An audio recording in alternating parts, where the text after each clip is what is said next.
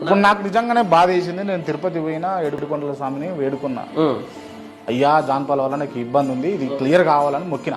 Okay, అది immediate గా with in the hours అయిపోయింది నాకు. ఓకే. ఆ దేవుడు ఉన్నట్టే కదా. బైబుల్లో చాలా స్పష్టంగా చెప్పబడిన మాట ఏంటంటే, నేను చదివి వినిపిస్తాను, చదవండి, బ్రహ్మాండంగా చదవండి.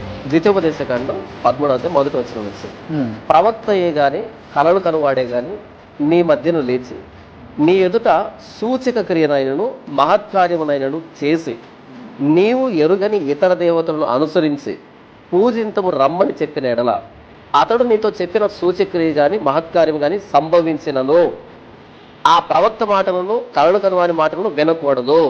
ఎలాగనగా మీరు మీ దేవుడైన యెహోవాను మీ పూర్ణ హృదయంతోను మీ పూర్ణ ఆత్మతోను ప్రేమించుతున్నారో లేదో తెలుసుకున్నట్టు మీ దేవుడైన యెహోవా మిమ్మును పరీక్షించుతున్నాడు.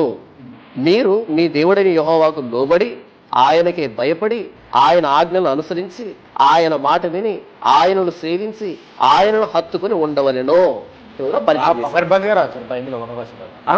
దేవుడు రాయించాడు, దేవుడు రాయించాడు. ఎట్లా ఎంత అడ్వాన్స్డ్ గా ఇట్లాంటివి కూడా. మరి ఇంత అడ్వాన్స్ గా రాశాడంటే ఆయన దేవుడే కదా.